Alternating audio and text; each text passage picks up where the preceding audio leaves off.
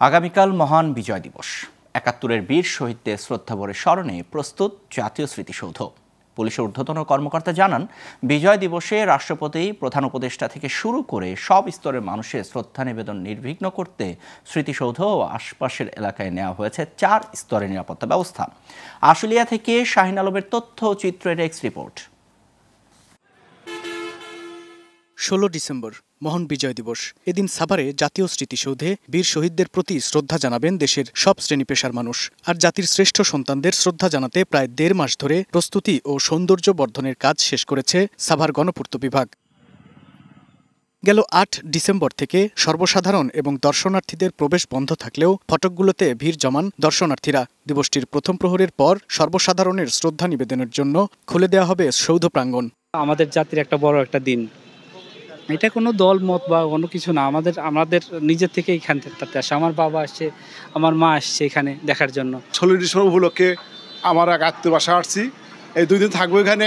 আগামীকাল এখানে আসবো, ঘোরাফেরা করবো এবং ১৬ ডিসেম্বর আমরা ছেলে মেয়ে নাতি সহ এখানে বিজয় দিবস উদযাপন করবো। আগামী ১৬ ডিসেম্বরে আসবো, সবাইকে নিয়ে আসবো, সকলকে নিয়ে আইসা আমরা শহীদদের প্রতি শ্রদ্ধা জানাবো।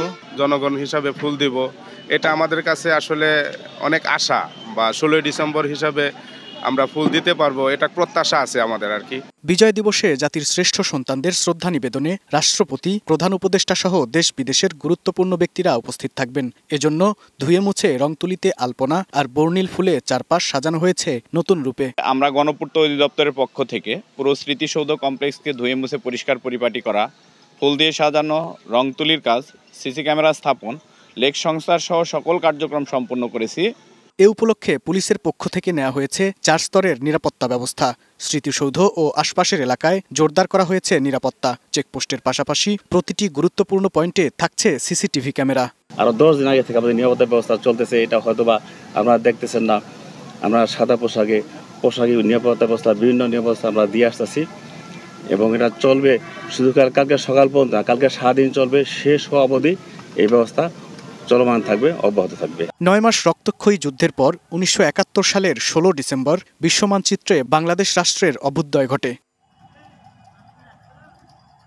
Global television news desk.